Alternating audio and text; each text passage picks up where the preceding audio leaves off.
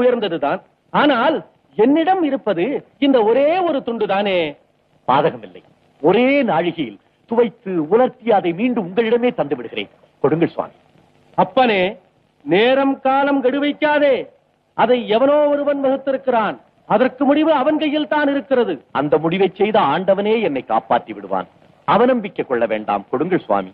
திருப்பி தர முடியாதபடி ஏதாவது இடையூறு நேர்ந்து விட்டால்? எதுவும் நேர்ந்து விடாது. அப்படி ஏதாவது நேர்ந்தாலும் சிவனடியார்களுக்கென்றே ஏராளமான புது புது துணிகளை நான் வைத்திருக்கிறேன். அவைகளில் ஒன்றை தருகிறேன்.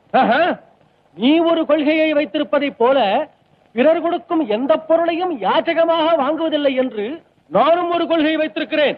எந்த பாதகமும் நடந்து விடாது. என்னை நம்பி கொடுங்கள் சுவாமி.